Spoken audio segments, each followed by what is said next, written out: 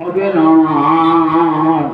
মহাপ্রভুর যত দাস সবার চরণ বন্দি দন্তে করি ঘাস ভজ শ্রী কৃষ্ণ চৈতন্য প্রভু নিত্যানন্দ শ্রী অদ্বৈত গদাধর শিবাসাদি গৌরী ভক্ত বৃন্দ কদাচিৎ কালিন্দীতট বিপিন সঙ্গীত তরল মুদাভীরি নারী বদন কমলাস্বাদ মধুপ রমা শম্ভু ব্রহ্মামরপতি গণেশার্চিত পদ জগন্নাথ স্বামী নয়ন পথগামী ভব তুমি জগন্নাথ স্বামী নয়ন পথগামী ভব তুমি জগন্নাথ স্বামী নয়ন পথগামী ভব তুমি। জানি না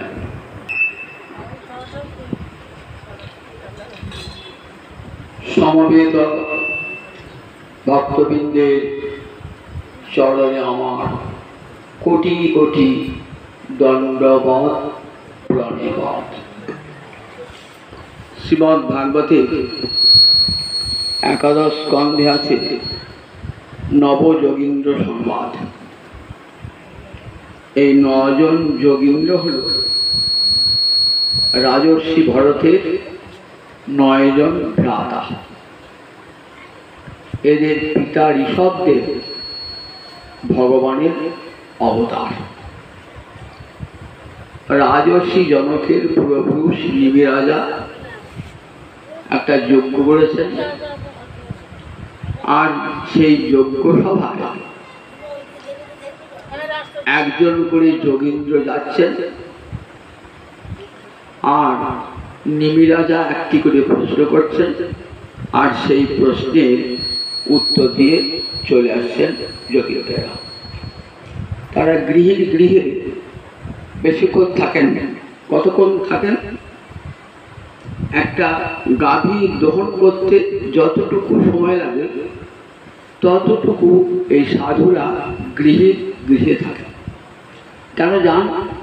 মহান্ত স্বভাব এই তাড়িতে পামর, নিজ কার্য নাই তবু যান পরের ঘর।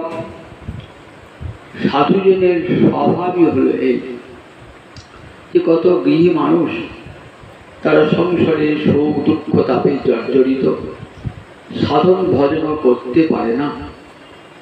একবার তাদেরকে দর্শন দিয়ে কোনো কালের জন্য মুখটা যদি কৃষ্ণমুখী করাতে পারি তাহলে তাদের মঙ্গল হবে, কল্যাণ হবে। এই উদ্দেশ্যে সাধুরা গৃহে গৃহে আসে। মহান্ত স্বভাব এই তাড়িতে পামর, নিজ কার্য নাই তবু যান পরের ঘর। অর্থ লাভের উদ্দেশ্যে কি যশ লাভের উদ্দেশ্যে কি কোনো অনুগ্রহ লাভের উদ্দেশ্যে তারা গৃহের গৃহে যান না, শুধু গৃহের মঙ্গল সাধন করবার জন্যই যান। এই নবযোগেন্দ্র মানে ভগবানের সঙ্গে যোগ যুক্ত সব সময় 24টি ঘন্টা ভগবানের স্মরণে মননে চিন্তনে মনটাকে রেখে দিয়েছে। প্রথম যে যোগীন্দ্রের নাম কবি যোগীন্দ্র, তাকে দর্শন করি উল্লাস ভরে বলে উঠেছেন নিমি রাজা, যে আজ আমার কি সৌভাগ্য, আমার এই যজ্ঞক্ষেত্রে আপনাদের আগমন। আমি তো ভাবতেও পারিনি, দেবতাদের চেয়েও আপনারা মূল্যবান। যজ্ঞ করে বড় জোর স্বর্গে যাব, সেখানে স্বর্গসুখ ভোগ করবো। কতদিন স্বর্গসুখটা ভোগ করবো? যতদিন পুণ্য ফলটা থাকবে ততদিন। কিন্তু আপনাদের মতন সাধুর দর্শন হলে সে ফলটা হবে চিরস্থায়ী ফল। সেই সাধু দর্শনের ফলে, সেই সাধু সঙ্গের ফলে আমার অন্তরে কৃষ্ণ ভক্তি লাভ হবে, আর সে কৃষ্ণ ভক্তি ফলে আমি কৃষ্ণ পাদপতির সেবা অধিকার লাভ করব। তারপরে দুর্লভ মানুষ দেহ দেহিনাং ক্ষণভঙ্গুর। দুর্লভ মানুষ দেহ দেহিনাং ক্ষণভঙ্গুর। দেহি মানে জীবাত্মা, জীবকে বলে দেহি। জীব বলে দেহটাকে বোঝায় না, জীব বলে আত্মাটাকে বোঝায়। দেহিনাং তাদের এই মনুষ্য দেহটা বলেন দুর্লভ, ভগবানের করুণার দান। জগতে কত দেহি আছে, মানুষ থেকে আরম্ভ করে পশু পাখি কীট পতঙ্গ, প্রত্যেকে তো একটা দেহ আছে। একটা পশুর দেহ আছে, একটা পাখির দেহ আছে, একটা পিঁমড়ের দেহ আছে, একটা নর্দমার কীট তারও দেহ আছে। জগতে যত দেহি আছে সমস্ত দেহির মধ্যে বললে একমাত্র মানব দেহটা দুর্লভ মানুষ দেহ। এই দেহটা ক্ষণভঙ্গুর, অর্থাৎ আজ আছে কাল নাই, যে কোনো মুহূর্তে দেহটা চলে যাবে। কেউ বলতে পারে না যে আমি এই দেহ নিয়ে যুগের পর যুগ বেঁচে থাকবো। আর কোনো মানুষও আশাও করতে পারে না এই দেহ নিয়ে আমি বেঁচে থাকবো। দেহটা তো ক্ষণভঙ্গ, কার যে কখন মৃত্যু হবে এটা কেউ বলতে পারে না। আবার সবাই যে রোগে মরবে এমন তো কোনো কথা না। মৃত্যুর জন্য তো মহামায়া বহু ফাঁদ পেতে রেখে দিয়েছে। রাস্তায় যাচ্ছেন, গাড়ি দুর্ঘটনা হয়ে গেল, বজ্রপাত হলো, বৈদ্যুতিক আঘাত প্রাপ্ত হয়ে গেল, যে কোনো উপায়ে মৃত্যু হতে পারে, যে কোনো উপায়। তাহলে মৃত্যু যে রোগী হবে তার না, আবার মৃত্যু যে বৃদ্ধ বয়সী হবে এমন কোনো কথা নেই। মায়ের পেটে থেকে কারো মৃত্যু হয়ে গেল, জন্মগ্রহণ করে 1 মাস 2 মাসের মধ্যে মৃত্যু হয়ে গেল, খেলতে খেলতে বালক 5 বছরের বালকের মৃত্যু হয়ে গেল, যৌবন বয়সে মৃত্যু হয়ে গেল, প্রৌঢ় বয়সে মৃত্যু হয়ে গেল, আবার বৃদ্ধ বয়সে মৃত্যু হল। কাজে মৃত্যুর কিন্তু কোনো এই নির্দিষ্ট বয়স নাই। আমরা মনে করি যে বুড়ো হলেই মানুষের কোথায় মৃত্যু হবে। তাই বলছেন এই যে দুর্লভ মানব দেহটা কিন্তু ভগবানের কৃপার দান। দুর্লভ মানুষ দেহ, মানুষ দেহটা দুর্লভ মানুষ দেহ দেহি নাম ক্ষণভঙ্গুর। কত কোটি কোটি জন্মের সাধনায় তবে এই মানব দেহ লাভ হয়ে যায়। শত শত যাগযজ্ঞ তপস্যা ব্রত করলেও কিন্তু মানব দেহ লাভ হবে না। মানব দেহটা লাভ হবে যদি মৃত্যুকালে আপনার চিন্তা হয় যে আমি যদি আবার মানব দেহ পাই তবে গোবিন্দ ভজন করব।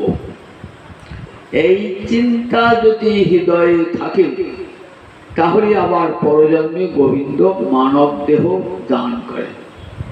নইলে মানুষে এলাম পশুর পতন, আহার নিদ্রা ভয় বংশ বিস্তার।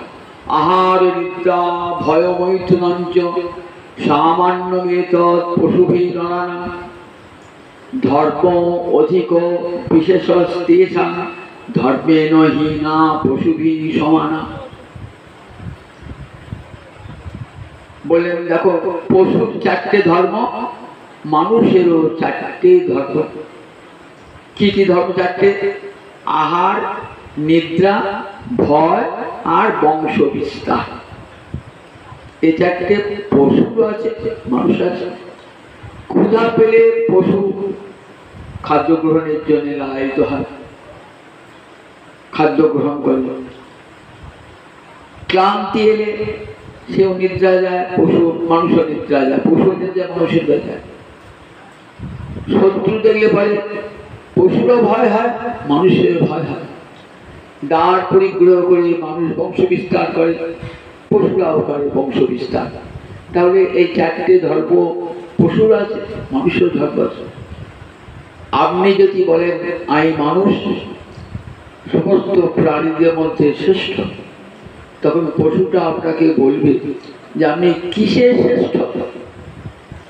আমার যা যা ধর্ম আছে, গুণ আছে, আপনারও তো তাই তাই গুণ ধর্ম আছে, এতে বেশি কিছু আছে কি? এতে বেশি নাই। আহার নিদ্রা ভয় বংশ বিস্তার এই চারটাকে আমার ধর্ম, আপনারও ধর্ম। তাহলে আপনি আমাকে বড় কি শেখে? আপনি যে গর্ব করছেন আমি মানুষ তুমি পশু, কিসে গর্বটা করছেন? মানুষ তখন বলবে দেখো আমার একটা বিশেষ বস্তু আছে তোমার নাই, ধর্ম অধিক বিশেষ, আমার ধর্ম আছে তোমার ধর্ম নাই। তুমি তো ধর্ম আচরণ করো না, আমি কিন্তু মানুষের ধর্ম আচরণ করি, ভগবত ভজন করি। তোমার ইন্দ্রিয় দেহ থাকতেও তুমি ভজন করতে পারো না, এইখানে তোমার সঙ্গে আমার তফাৎ। আমি এই জন্যই তোমার চেয়ে বড়। এখন যদি আপনি ধর্ম কর্ম বিহীন হন, ভগবত ভজন না করেন, তাহলে পশুটাও যা আপনিও তাই। ধর্মের হীনা পশুহী সমানা। আপনি নিজেকে যতই বলুন আমি মানুষ, আমি উকিল, আমি ডাক্তার, আমি হাকিম, আমি অমুক, আমি মন্ত্রী, বলে তুমি যাই হও না কেন, পশুর সঙ্গে তোমার কোনো পার্থক্য নাই। তুমি ভগবানের ভজন করো না, সুতরাং পশু যা তুমিও তাই। মানব সমাজে তুমি প্রতিষ্ঠা লাভ করতে পারো, কিন্তু শাস্ত্র তোমাকে তোষামোদ করে কথা বলবেন না। শাস্ত্র একবারে পুরোধা বললেন যে কৃষ্ণ ভজন করে না, ভগবত ভজন করে না, তাতে আর পশুতে তফাৎটা কি? তাহলে মানুষ এসছে গোবিন্দ ভজন করবার জন্য।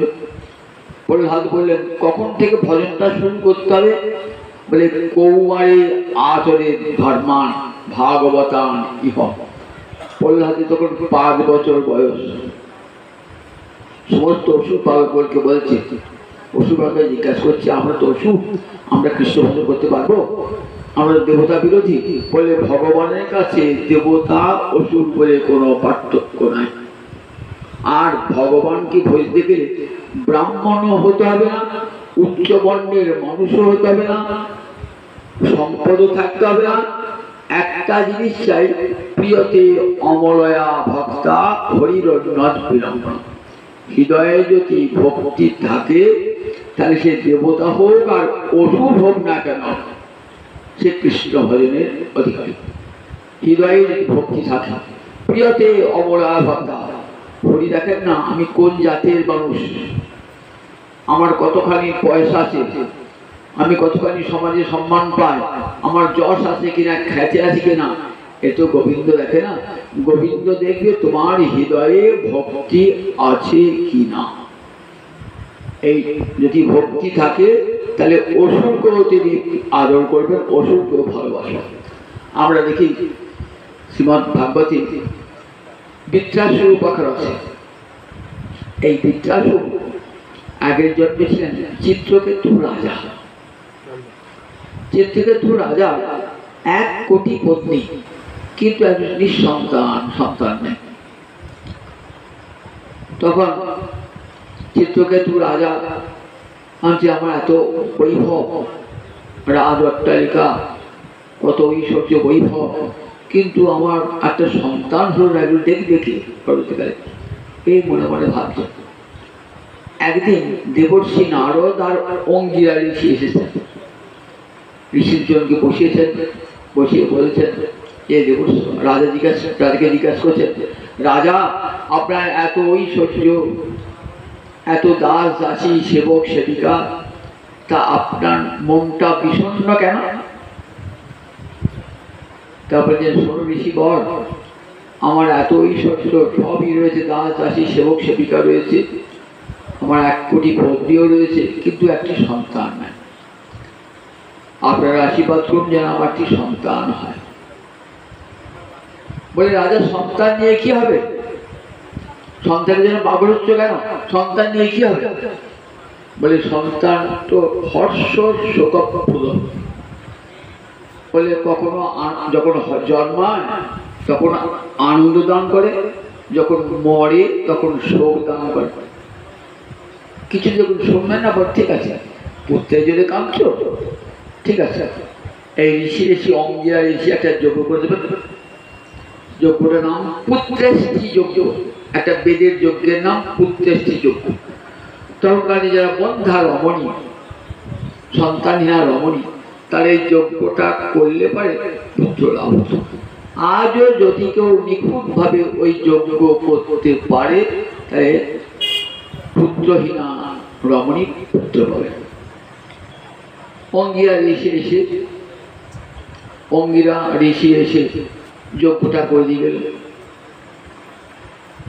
যথাসময়ে বড় রানী, যিনি তার নাম কৃতদ্যুতি, বড় রানী সন্তান সম্ভব হলেন, একটি সন্তানও হল। চিত্রকেতু এই সন্তানবতী প্রধানা মহিষীকে বেশি ভালোবাসেন, কারণ সন্ত্রাসী তো, অন্যান্য মহিষীদের তত ভালোবাসতেন না। তার তো সতী, ভিতরে ভিতরে শত্রুতা আছে তো, হিংসা আছে তো। বলল বড় রানীকে এত আদর, সন্তান আছে বলে, আর আমাদের সন্তান নাই বলে ধাইমার সঙ্গে ষড়যন্ত্র করে সন্তানটিকে দুধের সঙ্গে বিষ খাইয়ে পাঠিয়ে। কিছুক্ষণ আগে সন্তানটি প্রাণ ছিল, এসে মা দেখছেন যে সন্তান দেহটা শীতল হয়ে গেছে, প্রাণ। মা তো ক্ষোভে দুঃখে বুক চাপড়াচ্ছেন, মাথায় চুল ছিটছেন। কি হলো? রাজা ছুটতে ছুটতে এসেছেন, এসে দেখছেন আমার সন্তানটি মৃত। তখন রাজাও কাঁদছেন, আমার এই রাজ ঐশ্বর্য নিয়ে কি হবে? বহু কষ্টে একটি সন্তান পেলাম, তা সেই সন্তানও চলে গেল। ঠিক সেই শোকের সময়তে এসেছেন আবার সেই নারদ ঋষি, অঙ্গিরা ঋষি। কাঁদছে কেন রাজা? তা বললে, দেখতে পাচ্ছ না তোমরা কি এই জগতের লোক নও? আমার একমাত্র সন্তান এই সদ্যমাত্র মৃত হয়েছে। ও সন্তান, আচ্ছা সন্তান তোমার তো রয়েছে, সন্তান তো তোমার রয়েছে, তারপরে সন্তান থাকলে কি হবে? সন্তান তো কথা বলছে না, সন্তান তো হাত পা নাড়ছে না, সন্তান তো চোখ দিয়ে তাকাচ্ছে না। তা বলে, আচ্ছা রাজা, যে কথা বলতো, যে চোখে দেখতো, তার সঙ্গে তোমার আলাপ আছে, তাকে তুমি দেখেছো? অর্থাৎ দেহটা তো কথা বলে না, চোখটাও দেখে না, কে ভিতরে যে জীবাত্মা আছেন, পরমাত্মা আছেন, সেই তো কথা বলে, সেই তো দেখে, সেই তো শোনে, ওই তাকে তুমি কোনো দেখেছো? তারপরে সে আবার কি কথা? তারপরে দেখো ওই তো দেহ পড়ে রয়েছে, ওই চোখ রয়েছে, কান রয়েছে, সবই রয়েছে। তাহলে ভিতরে একজন ছিলেন, যার জন্য তোমার ছেলে দেখতে পেত, শুনতে পেত, কথা বলতো, হাত পা নাড়তো। তার সঙ্গে তাকে তুমি কোনো দেখো না। একটু তুই বলছো ছেলে মরে গেছে, ঠিক আছে, আমি ছেলেকে যোগ বলে ছেলে দেহে প্রাণ এনেছি। নারদ যোগ বলে ছেলের দেহে প্রাণ এনে দিলেন। তখন সেদিকে নারদ বলে, দেখো তোমার বাবা কাঁদছেন, মা কাঁদছেন। তখন ছেলেটি বলছে, কে আমার পিতা, কে আমার মাতা? কেন? এটা তোমার রাজা চিত্রকেতু তোমার পিতা, কৃতজ্ঞ মাতা। বল না না, এ তোমার এ জন্মের পিতা মাতা। আমার আগের জন্মেতে কত কত জন্ম হয়েছে, আমার কত কত পিতা, কত কত মাতা হয়েছে, কত কত মাতা হয়েছে।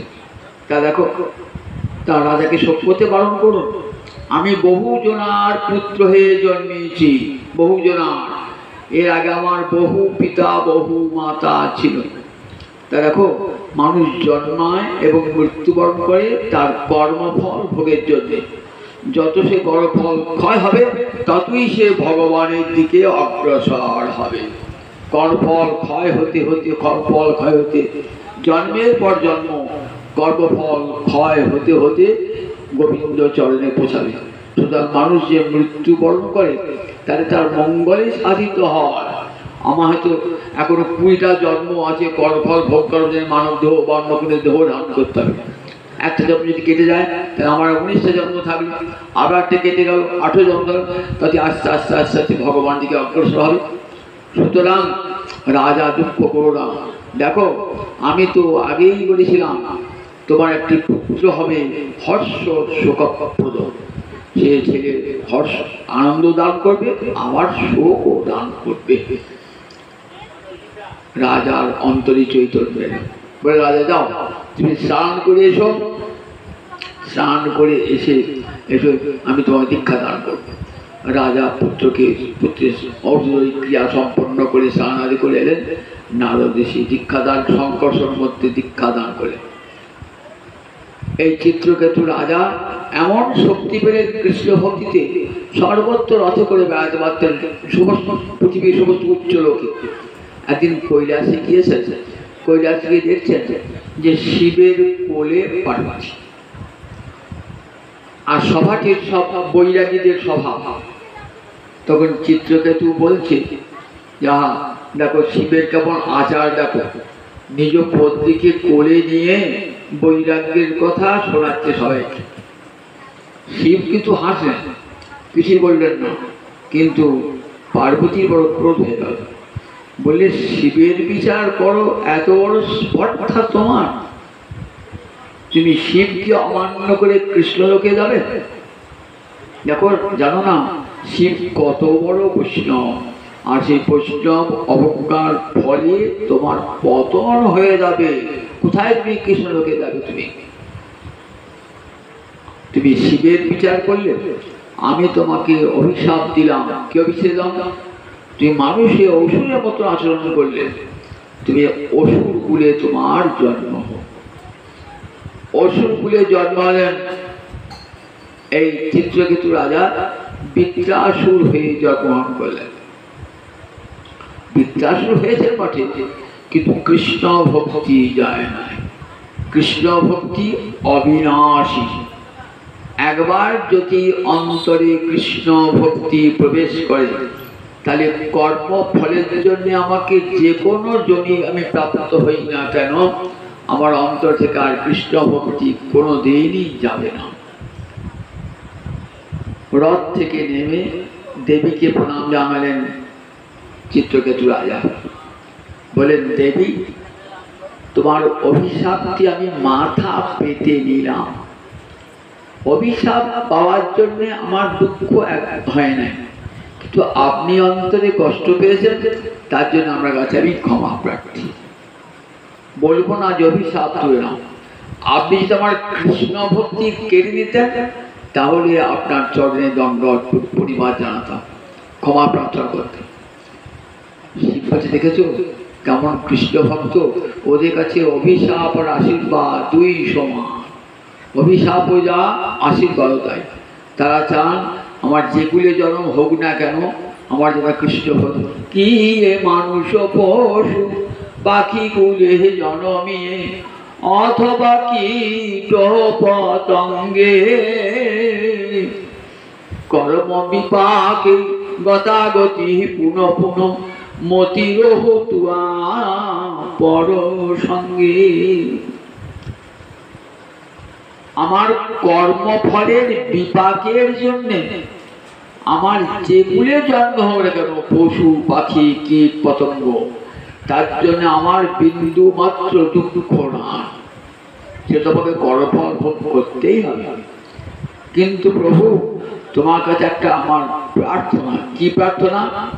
মতির হতুয়া পর সঙ্গে, আমার মতি যেন থাকে। আমার যে কুলে জন্ম হোক না কেন, আমার মতি যেন থাকে।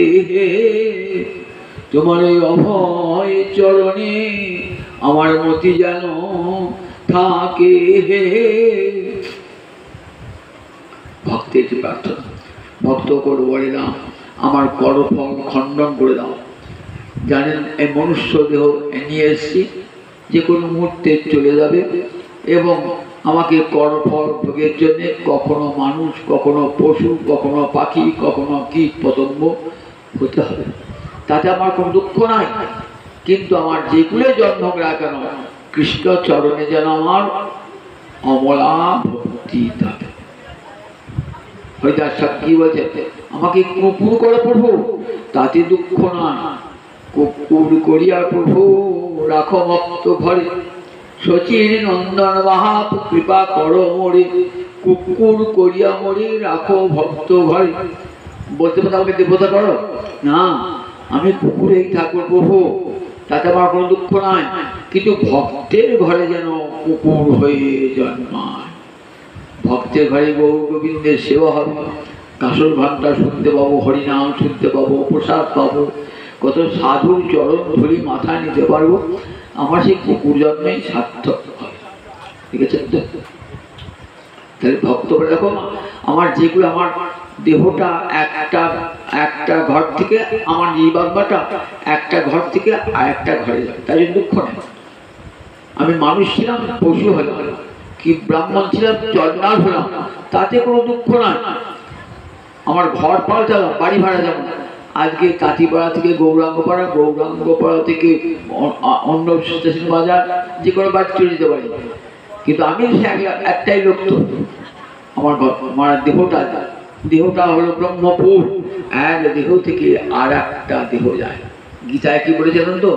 মৃত্যুকে স্বীকার করেন নাই, বলেছেন দেহান্তর প্রাপ্তি। একটা দেহ থেকে জীবাত্মা আর একটা দেহেতে যায়। মৃত্যুর বই প্রাণী নাম নাস্তিক। আমাদের ভারতবর্ষের ঋষিরা মৃত্যুকে স্বীকারই করেন নাই, বলে মৃত্যু বলে কোনো বস্তু নাই। মৃত্যুটা কার হয়? দেহের মৃত্যু হয়, আত্মার মৃত্যু হয় না কোনোদিন। আত্মার মৃত্যু হয় না। দেহটা পড়ে গেল আমার, কিন্তু আমার আত্মাটা চিরকাল কেমন? নৈনঙে ছিন্দন্তি শস্ত্রাণি, নৈনঙে দহতি পাবক, ন চৈনং ক্লেদন্তাপ, ন সৌষধি মারুত।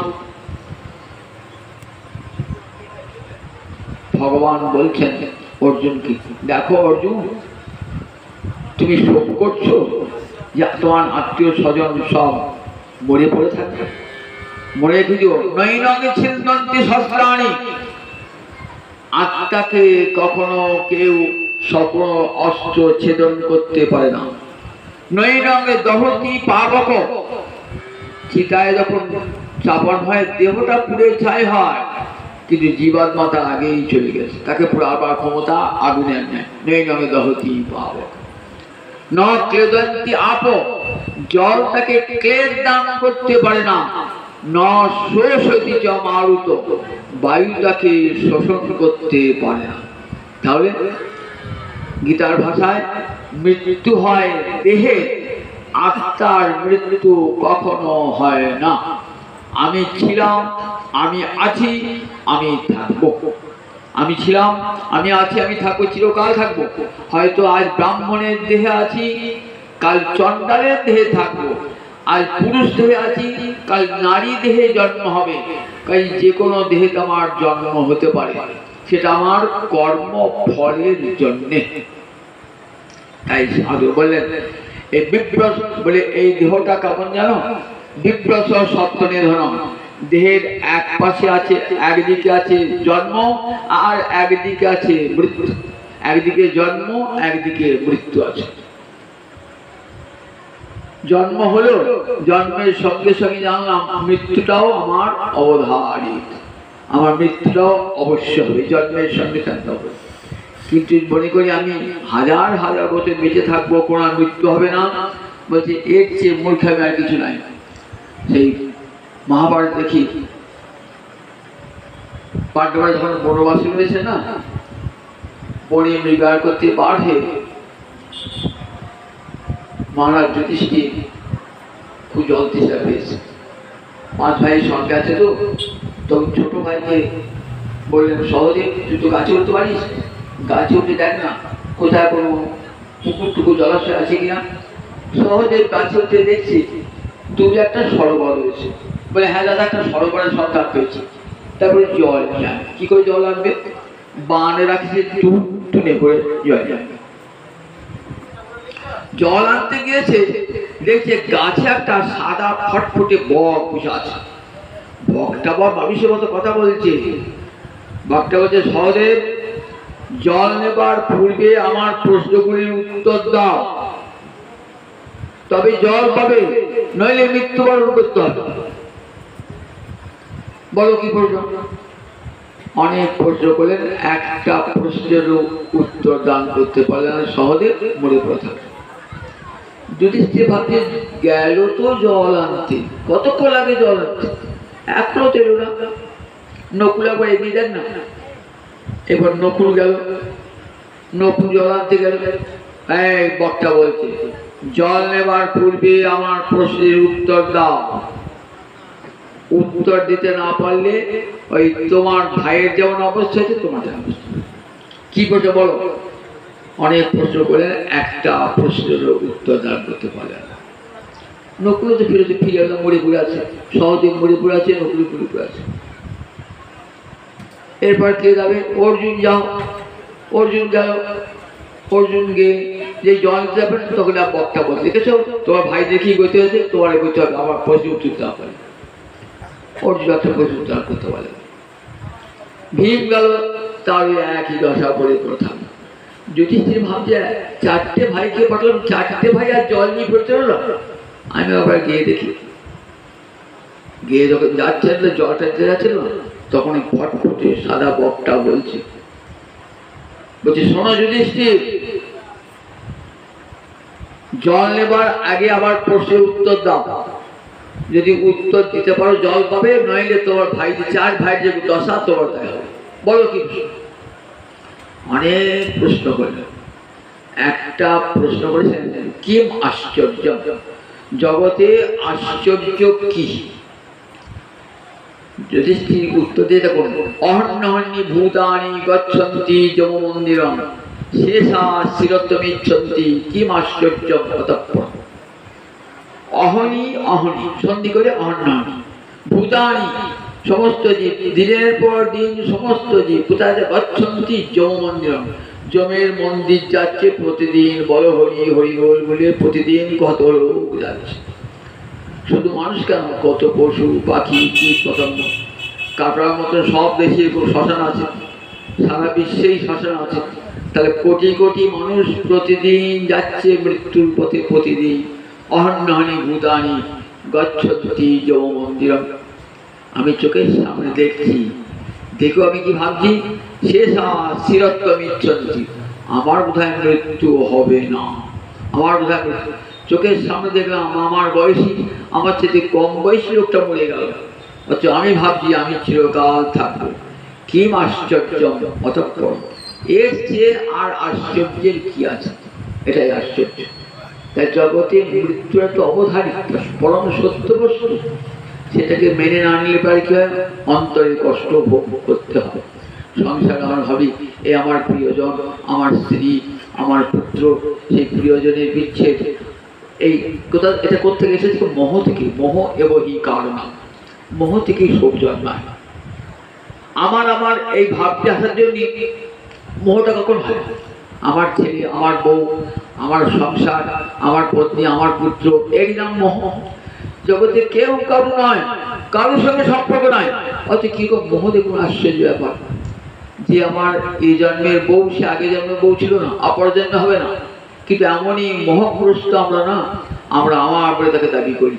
এই যে আমার ভাবটাই হলো মোহ, আর এই মোহ থেকেই শোকের কারণ হয়ে যায়। একটা গল্প শোনায়, এক দেশে একটা ব্রাহ্মণের ছেলে আছে, সে বড় গরিব, পুরীর গিরিটি করে, কিন্তু তার সঙ্গে বিয়ে থা করেছে, ছেলে হয়েছে, সংসার চলবে না, তো একটা চাকরি খুঁজে বার হলো। পুরীর গুলোর কটা পাবে, বার ঘুরতে ঘুরতে ঘুরতে ঘুরতে একটা রাজার দেশে এসে পড়েছে।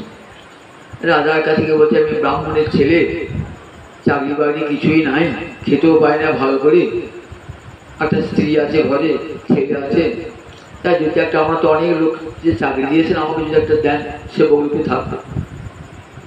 তা বলে বেশ, তোমাকে চাকরি একটা দিতে পারি, কিন্তু শর্ত কি জানো, 12 বছর তুমি বাড়ি যেতে পারবে না, 12 বছরের পর বাড়ি যাবে। কি করবে? অর্থের জন্য। বলে ঠিক আছে, আমি 12 বছরই থাকবো, 12 বছর পর বাড়ি যাবে। বাড়িতে একটা ছেলে দিকে এসছে, 1 বছর 1.5 বছর ছেলে দিকে এসছে, তো সে ছেলের কথা বারবার মন হয়।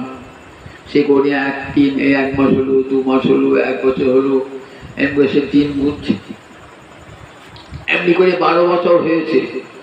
এবার 12 বছরে ভাবলে চিন্তা, মানে সে 14-15 বছর হয়েছে।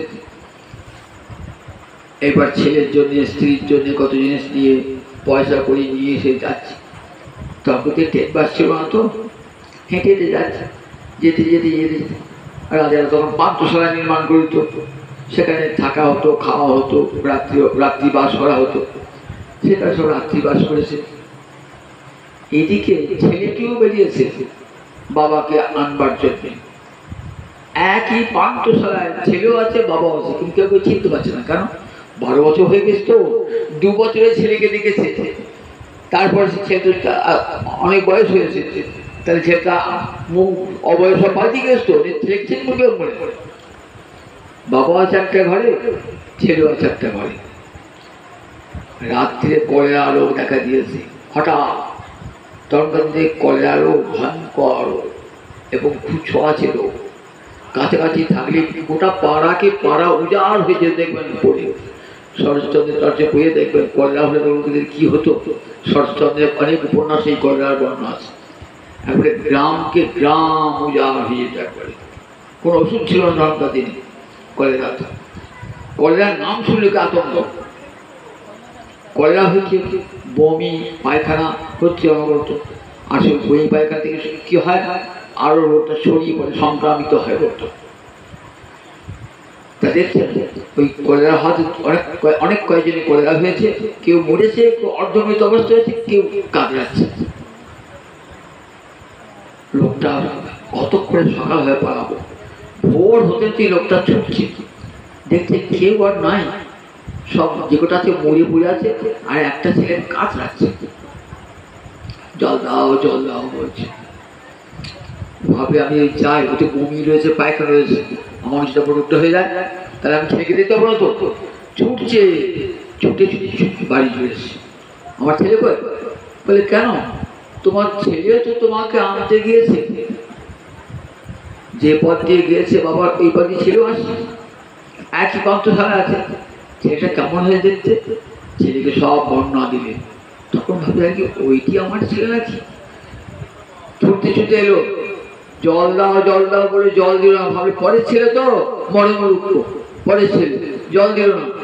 যখন এসে বুঝলো ওটি আমার ছেলে, তখন মরে পড়ে আর কিছু নাই, তখন হায় হায় করে মুখ চাপড়াচ্ছে। যতক্ষণ পরের ছেলে ভাবনা ছিল, শোক আসে না, যে আমার ছেলে বলে শোক হলো, তখনই শোক এসে গেল। তাহলে শোকটা কখন আসে? যখন আমার বোধ হয়, তখনই শোকটা হয়ে যায়। এই আমার বোধের নাম হচ্ছে মোহ।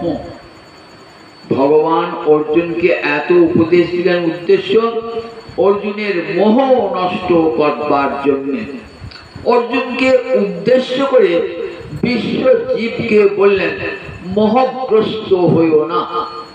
মোহগ্রস্ত হলেই কিন্তু শোক দুঃখ ভোগ করতে হবে। সংসারে থাকবে কেমন করে? ঠাকুর আমদানি পাকাল মাছ হয়ে থাকবে।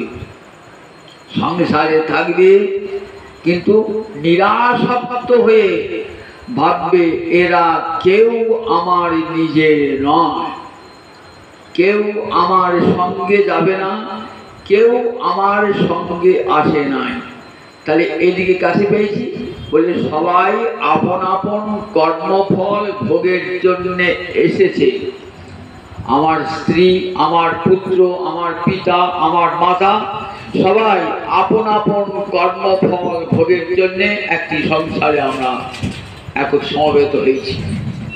এইবার কে আগে যাবে কে পরে যাবে ঠিক নাই। যার কর্মফল শেষ হয়ে যাবে সে আগে চলে যাবে, যার কর্মফল ভোগের দেরি আছে সে পরে যাবে। যতক্ষণ কর্ম ধ্বংস না হচ্ছে ততক্ষণ মৃত্যু হবে।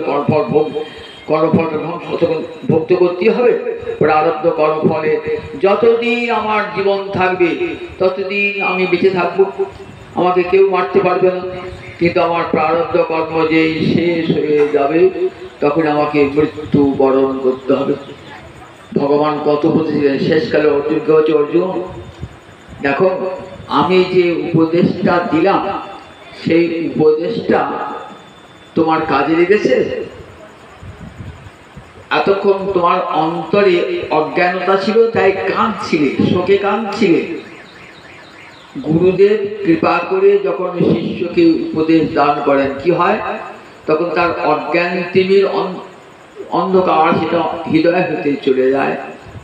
তখন শিষ্য জ্ঞানটা ফিরে পায়। জগৎগুরু ভগবান তার প্রিয়তম শিষ্য অর্জুনকে উপদেশ দান করলেন। বলছেন, অর্জুন, তোমার মোহটা পুনশ্চস্তি ধনঞ্জয়, তোমার মোহটা দূর হলো। গুরুদেব কাবু দিচ্ছেন, একাগ্র চিত্তে শুনছেন শিষ্য। অর্জুন কি বলছেন? নষ্ট মোহ স্মৃতিলব্ধা তৎপ্রসাদাচ্যুত। আমার মোহ দূর হয়ে গেছে, দূর হয়ে গেছে, আমি স্মৃতি ফিরে পেয়েছি। আমি নিত্যকালীন কৃষ্ণদাস, আমি জীবাত্মা, আমার কারোর সঙ্গে কোনো সম্পর্ক নাই। আমরা সবাই এসেছি আপন আপন কর্মফল ভোগের জন্য। সুতরাং দুঃখ বা শোকটা বৃথা। আমি আমার স্মৃতি ফিরে পেয়েছি।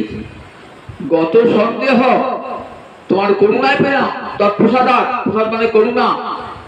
হে জগৎগুরু গোবিন্দ, তোমার করুণাতেই আমার অন্তরের সব মোহ দূরীভূত হয়ে গেল। হে অচ্যুত, হে গোবিন্দ, তোমারই করুণায় তুমি গুরুরূপে এসে আমাকে কৃপা করলে, আর আমার অন্তরের মোহ দূর হয়ে গেল। গত সন্দেহ, আমার সব সন্দেহ দূরীভূত হয়ে গেছে। করি সেই বচন তব, তুমি যা বলবে তাই করব। দেখেছেন তো কত বড় লম্বা উপদেশ দান করতে হলো। 18টা অধ্যায় ধরে ভগবান কত উপদেশ দিলেন অর্জুনের মোহ নষ্ট করবার জন্যে। যতক্ষণ মোহটি নষ্ট না হচ্ছে উপদেশ দান করতে পারবে না, তো গুরুবাক্যে বিশ্বাস আসবে না। সব শেষে বললেন, অর্জুন, একটা উপদেশ তুমি ভালো করে মনে রেখে দাও।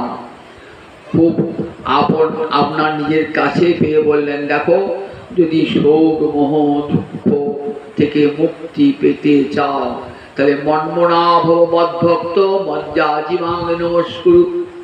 তোমার মনটা পত্নীতে নয়, পুত্রে নয়, সংসারে নয়, অর্থে নয়, বিত্তে নয়, যশে নয়, আমার চরণে মনটা রেখে দাও। আমারই ভক্ত হও, আমারই কথা শ্রবণ কীর্তন করো দিবারাত্র। আমারই কথা শ্রবণ কীর্তন করো, মজ্জাজি, আমারই অর্চনা করো, আমারই বন্দনা করো। আর যদি তাও না পারো, সকাল সন্ধ্যায় একটা করে প্রণাম জানাবে। হে কৃষ্ণ করুণা সিন্ধু দীনবন্ধু জগৎপতে গোপেশ গোপিকাকান্ত রাধাকান্ত নমস্তুতে, একটি করে প্রণাম জানাবে। আর অন্য কোনো ধর্ম পালন করতে হবে না, বর্ণাশ্রমে ধর্ম পালন করতে হবে না। একটাই ধর্ম করো, সে কি?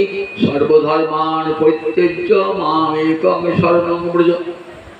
আমার চরণে শরণ নাও, সব পরিত্যাগ করে হে গোবিন্দ আমি তোমার হলাম, এই বলে আমার চরণে শরণ গ্রহণ কর।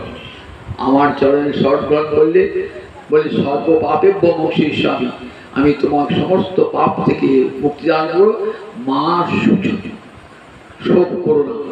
আরম্ভ হলো অশোচান অন্ন শৌচস্তং দিয়ে আরম্ভ, শেষ হলো মা শুচ, শোক করো না। জগৎকে অর্জুনকে উপলক্ষ করে জগতের সকলকে বুঝেন প্রিয়জনের জন্য শোক করতে হবে না। শোক যদি করতে হয় ভগবানের জন্যে করো।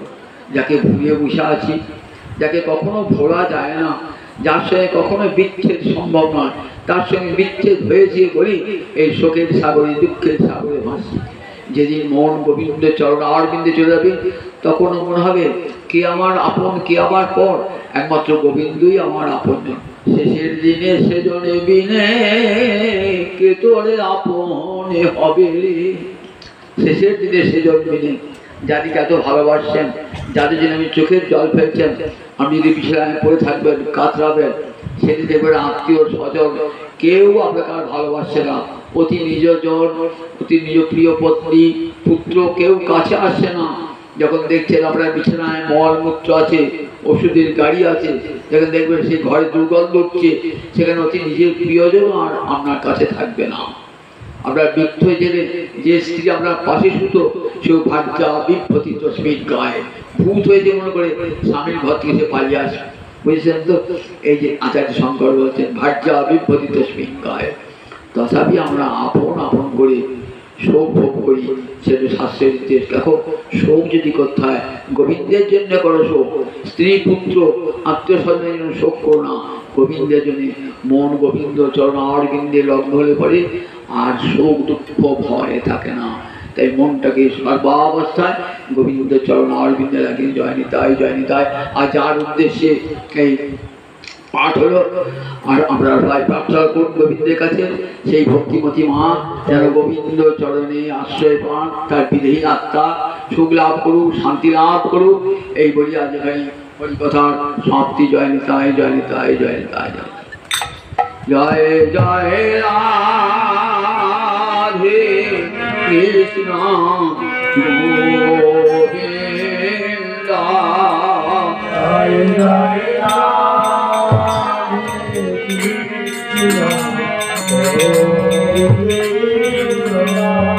জয় জয় শ্যাম সুন্দর মদন মোহন বৃন্দাবন